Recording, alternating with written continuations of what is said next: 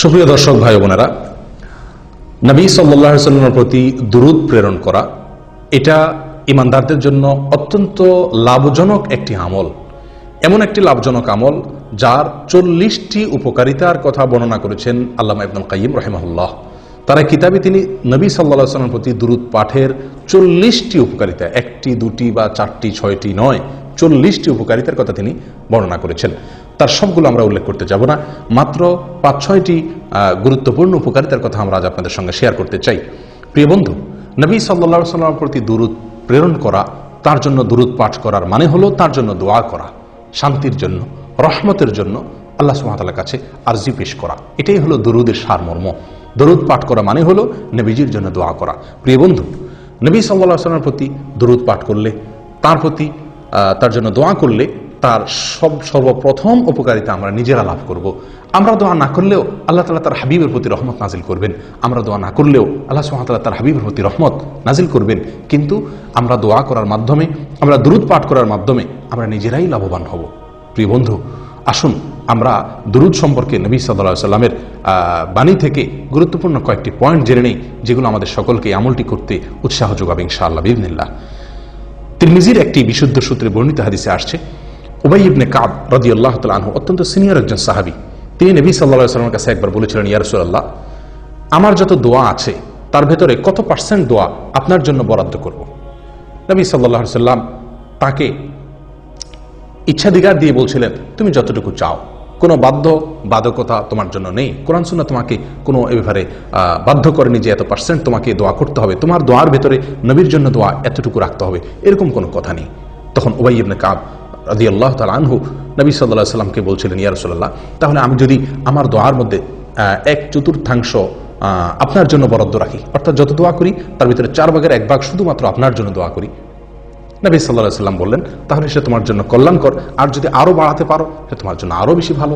তিনি তখন বললেন 1/3 কথা। নবীজি সাল্লাল্লাহু আলাইহি ওয়াসাল্লাম তাকে একইভাবে এটাও ভালো বলে আরো বাড়ানোর পরামর্শ দিলেন। তখন তিনি অর্ধেকের কথা বললেন। তখন নবী সাল্লাল্লাহু আলাইহি ওয়াসাল্লাম তাকে একই উত্তর দিলেন।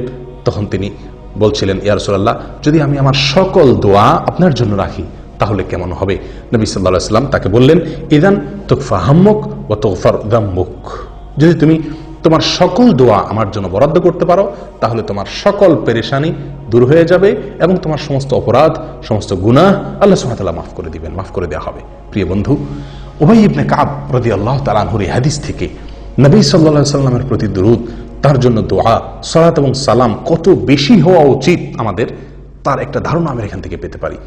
অবশ্যই হাদিস থেকে কারো প্রশ্ন উঠতে পারে যে তাহলে কি একজন মানুষ তার নিজের জন্য কোনো দোয়াই করবে না? উত্তর হলো জি না। কোরআন এবং সুন্নাহ নিজের জন্য দোয়া করার বহু নির্দেশ এসেছে। অতএব নিজের জন্য দোয়া করতে এখানে নিষেধ করা হয়নি।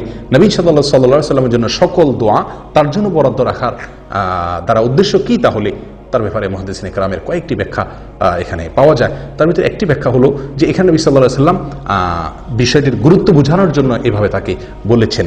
আর অনেকের ব্যাখ্যা হলো যে এর উদ্দেশ্য হলো তোমার যত দোয়া আছে তার সকল দোয়াতে নবী সাল্লাল্লাহু আলাইহি ওয়াসাল্লামের জন্য দোয়া যেন শামিল থাকে, এটা হলো এর উদ্দেশ্য। যাই হোক প্রিয় বন্ধু, তাহলে বোঝা গেল সালাত এবং সালাম এটি আমাদের অনেক অনেক বেশি পরিমাণে থাকা উচিত এবং তার দুটি উপকারিতা এই হাদিস থেকে আমরা পেয়ে গেলাম। এক, আমাদের চিন্তা পেরেশানি দূর হবে। দুই, আল্লাহ সুবহানাহু ওয়া তাআলা আমাদেরকে ক্ষমা করবেন। প্রিয় বন্ধু, অন্য এক হাদিসে আসছে নবী সাল্লাল্লাহু আলাইহি ওয়াসাল্লাম বলেছেন, সলাতুকুম আলাইয়া যাকাতুল লাকুম, আমার প্রতি তোমরা যে দুরূদ পাঠ করে থাকো, সালাত সালাম পেশ করে থাকো, এটি তোমাদের জন্য পবিত্রতার কারণ, এর ফলে তোমরা পবিত্র হবে, আল্লাহ তাআলা তোমাদেরকে পবিত্র করবেন। প্রিয় বন্ধু, আল্লাহ পরিচ্ছন্ন করবেন, পবিত্র করবেন নোংরামি থেকে, অপবিত্রতা থেকে, নাপাকি থেকে।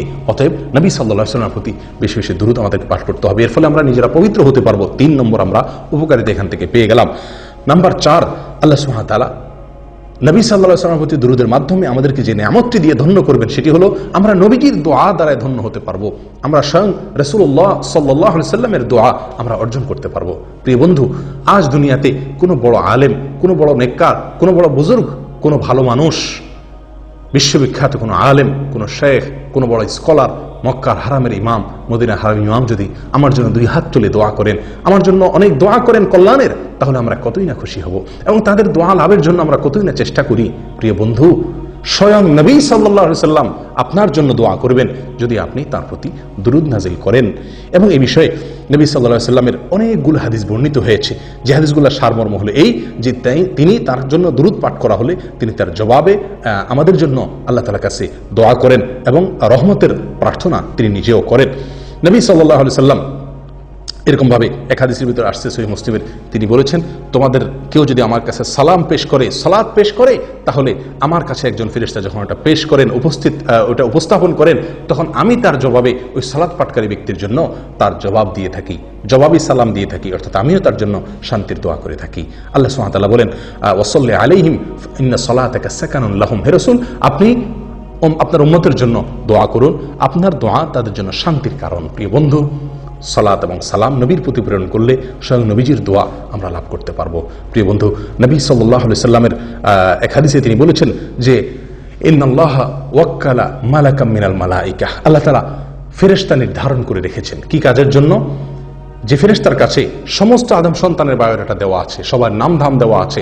যখনই কেউ দুরূদ পাঠ করে, ওই ফেরেশতা নবী সাল্লাল্লাহু আলাইহি সাল্লামের কাছে সেই দুরূদকে পেশ করেন এবং বলেন, ইয়া রাসূলুল্লাহ, আপনার উম্মতের অমুক সদস্য, অমুকের সন্তান অমুক, সে আপনার প্রতি দুরূদ পাঠ করেছে, দুরূদ প্রেরণ করেছে।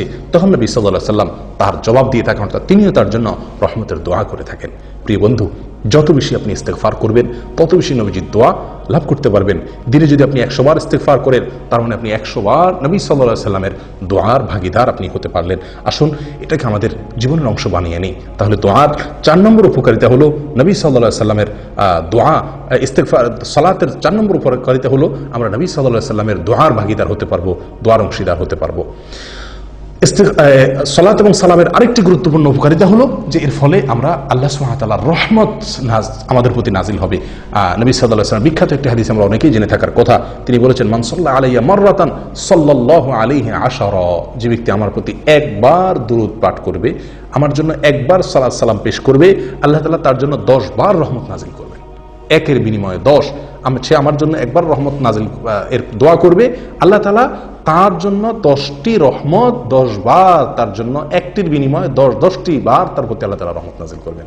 প্রিয় বন্ধু, অতএব আসুন এই সালাত এবং সালামকে আমরা খুব গুরুত্বের সাথে অবসর সময়গুলোতে যখন সুযোগ পাই আমরা সালাত এবং সালামের অভ্যাস করি, নবী সাল্লাল্লাহু আলাইহি ওয়াসাল্লামের প্রতি দুরূদ প্রেরণ করার চেষ্টা করি। তাহলে আমরা আল্লাহ সুবহানাহু ওয়া তাআলার রহমতের ভাগীদার হতে পারবো, আল্লাহর রহমতের মালিক আমরা হতে পারবো। প্রিয় বন্ধু, পেরেশানি দূর হয়ে যাবে, আল্লাহ তাআলা আমাদেরকে ক্ষমা করে দিবেন এবং এর মাধ্যমে স্বয়ং নবী সাল্লাল্লাহু আলাইহি ওয়াসাল্লামের দোয়ার ভাগীদার আমরা হব। আল্লাহ তাআলা আমাদেরকে পবিত্র করবেন, আল্লাহ তাআলার রহমত আমাদের প্রতি নাজিল হবে। আরো বহুবিধ উপকারিতা রয়ে গেছে।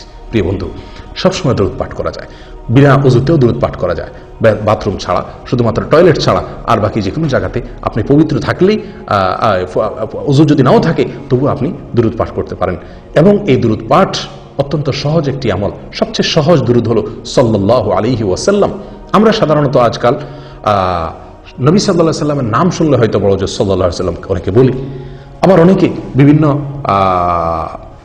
উপলক্ষে কোনো নতুন ঘর, নতুন দোকান, নতুন বাড়ি, এগুলো উদ্বোধন উপলক্ষে মিলাদের নামে আমরা হয়তো কিছু গতানুগতিক দুরূদ পাঠ করি। প্রিয় বন্ধু, এটা নয়। দুরূদ হলো চলতে ফিরতে, উঠতে বসতে, আগে পরে প্রত্যেকটি দোয়াতে আমরা দুরূদ পাঠ করতে হবে। আল্লাহ সুবহানাহু ওয়া তাআলা সালাতের মতো ইসলামের সবচেয়ে ঈমানের পরে গুরুত্বপূর্ণ বিষয়, সেখানে একটা অংশ রেখে দিয়েছেন সালাতকে, অর্থাৎ নবী সাল্লাল্লাহু আলাইহি ওয়াসাল্লামের প্রতি দুরূদকে। তাহলে বোঝা গেল যে দুরূদ আমাদের প্রত্যেকটি দোয়াতে নবীর জন্য দুরূদ থাকা উচিত এবং উঠতে বসতে চলতে ফিরতে অবসর সময়গুলোতে নবীর জন্য দোয়া আমাদের মুখে জারি থাকা উচিত। তার লাভ আমরা নিজেরাই ভোগ করব। তিনি যে আমাদেরকে দুরূদ পাঠের নির্দেশ করেছেন এবং অধিক হারে দুরূদ প্রেরণ করতে বলেছেন তার প্রতি, সেটা আমাদের নিজেদের স্বার্থে, আমাদের নিজেদের সুবিধার্থে। প্রিয় বন্ধু, দুরূদের জন্য সবচেয়ে গুরুত্বপূর্ণ সময়, সবচেয়ে মূল্যবান সময়, দুরূদের সিজন বলা যেতে পারে শুক্রবার এই দিনটি এবং শুক্রবারের রাতটি, অর্থাৎ বৃহস্পতিবার সন্ধ্যা থেকে নিয়ে শুক্রবার রাত শুরু হয়ে যায়। বৃহস্পতিবার সন্ধ্যায় সূর্য যাওয়ার সঙ্গে সঙ্গে শুক্রবারের হিসাব শুরু হয়ে যায়। এক হাদিসে তো আলাদা শুক্রবার দিন এবং শুক্রবার রাত, এই উভয়টিকে নবী সাল্লাল্লাহু আলাইহি ওয়াসাল্লাম আলাদাভাবে উল্লেখ করে বলেছেন যে তোমরা এই শুক্রবার দিনে এবং শুক্রবার রাতে আমার প্রতি দুরূদ প্রেরণ করো। ইবনে মাজাহ এক হাদিসে আসছে। প্রিয় বন্ধু, শুক্রবারে নবী সাল্লাল্লাহু আলাইহি ওয়াসাল্লামের প্রতি দুরূদ পাঠ করার বিষয় আরো অনেকগুলো হাদিসে আসছে, যেগুলোর খোলাসা কথা হলো যে শুক্রবার তোমরা আমার প্রতি দুরূদ পাঠ করো। নবী সাল্লাল্লাহু আলাইহি ওয়াসাল্লামের হাদিস সহিহ মুসলিমে যেটি বর্ণিত হয়েছে, তিনি ইরশাদ করেছেন, যে ইন্না আফদাল আইয়ামিকুম ইয়াউমুল জুমআ, নিশ্চয়ই তোমাদের এই দিনের ভিতরে সপ্তাহের সবচেয়ে সেরা এবং শ্রেষ্ঠ দিন হলো জুমার দিন। অতএব কি করো, ফাআকথিরু আলাইয়া মিনাস সালাতি ফি, অতএব এই দিনে তোমরা আমার প্রতি বেশি বেশি দুরূদ পাঠ করো। জুমার দিনে যত বেশি সম্ভব দুরূদ পাঠ করতে হবে। জুমার দিনে যত নফল আমল আছে প্রিয় বন্ধু, জুমার সালাতের পরে জুমার দিনের সবচেয়ে গুরুত্বপূর্ণ নফল আমল হলো নবী সাল্লাল্লাহু আলাইহি ওয়াসাল্লামের প্রতি সালাত এবং সালাম পেশ করা, এরপর সূরা কাহফ ইত্যাদি। প্রিয় বন্ধু, আসুন দুরূদকে আমাদের জীবনের অংশ বানিয়ে নেই, আল্লাহর রহমতের ভাগিদার হব, গুনাহ মাফ হবে, পেরেশানি দূর হবে। আল্লাহ সুবহানাহু ওয়া তাআলা এই দুরূদের মাধ্যমে আমাদেরকে পবিত্র করবেন এবং স্বয়ং নবী সাল্লাল্লাহু আলাইহি ওয়াসাল্লামের দোয়ার ভাগিদার আমরা হতে পারব। আল্লাহ তাআলা আমাদের সকলকে দুরূদের আমলটিকে সবসময় নিয়মিত করার তৌফিক দান করেন। দুরূদ, সবচেয়ে শ্রেষ্ঠ দুরূদ হলো দুরূদ ইব্রাহিম, যেটি আমরা সালাতের মধ্যে পড়ে থাকি। এছাড়া যে কোনো দুরূদ আমরা পাঠ পড়তে পারি, এমনকি আমাদের নিজেদের কোনো বানানো দুরূদও আমরা পড়তে পারি। তার জন্য দোয়া যে কোনো ভাষায় হতে পারে, নিজের ভাষায় মাতৃভাষায়ও হতে পারে। শুধু লক্ষণীয় হলো একটি বিষয়, সেটি হলো নবীজির জন্য কোরআন এবং সুন্নাহর বাইরে নিজেদের ভাষায় যদি কোনো দুরূদ আমরা তার জন্য প্রেরণ করি, পাঠ করি বা তার জন্য কোনো দোয়া করি, তাহলে সেটি অবশ্যই তার ভিতরে এমন কোনো কথা থাকতে পারবে না যেটি কোরআন এবং সুন্নাহ অ্যালাউ করে না। যেমন কথার কথা, আপনি যদি নবীর প্রতি দুরূদ প্রেরণ করতে গিয়ে তার প্রশংসায় এমন কোনো বাক্য ব্যবহার করেন যেটি কোরআন এবং সুন্নাহ আর আলোকে নিষিদ্ধ, অর্থাৎ যেটি হয়তো আল্লাহর শান, আপনি বাড়াবাড়ি করলেন। নবী সাল্লাল্লাহু আলাইহি ওয়াসাল্লাম বুখারীর এক হাদিসে বলেছেন, লা তুতরুনি কামা আতরাতিন নাসারা ইবনে মারইয়াম, খ্রিস্টানরা যেরকম ইবনে মারইয়ামকে ঈসা আলাইহিস সালামের মর্যাদাকে বাড়াতে বাড়াতে আল্লাহর পর্যায়ে নিয়ে গেছে, খবরদার তোমরা আমাকে নিয়ে এরকম বাড়াবাড়ি করো না আমার মর্যাদা বর্ণনা করতে গিয়ে। প্রিয় বন্ধু, অতএব দুরূদের মধ্যে যদি কোনো অত্যুক্তি না থাকে, নবী সম্পর্কে এমন কোনো কথা না হয় যেটা নবীর সঙ্গে যায় না, যেটি আল্লাহর শান, তাহলে সেক্ষেত্রে নিজের বানানো দুরূদ হলেও সমস্যা নেই, নিজের ভাষা হলেও সমস্যা নেই। কিন্তু প্রিয় বন্ধু, যেহেতু দুরূদের ফরম্যাট নবী সাল্লাল্লাহু আলাইহি ওয়াসাল্লাম নিজে শিক্ষা দিয়ে গেছেন, তাহলে আমি নিজের বানানো দুরূদ কেন পড়তে যাব? সবচেয়ে উত্তম দুরূদ ইব্রাহিম পাঠ করা এবং সবচেয়ে সংক্ষেপ দুরূদ হলো সাল্লাল্লাহু আলাইহি ওয়াসাল্লাম। আর এই দুটার বাদ ছাড়াও বহু দুরূদ কোরআন এবং সুন্নাহ বর্ণিত হয়েছে। আসুন আমরা দুরূদকে আমাদের জীবনের রুটিন আমল বানিয়ে নেই, অবসর সময়গুলোকে দুরূদ দিয়ে পরিপূর্ণ করি। আর কেউ নয়, আমরা নিজেরাই লাভবান হব। আল্লাহ তাআলা আমাদের সকলকে তৌফিক দান করেন। জাযাকুমুল্লাহ ওয়া আখিরু দাওয়ানা আনিল হামদুলিল্লাহি রাব্বিল আলামিন।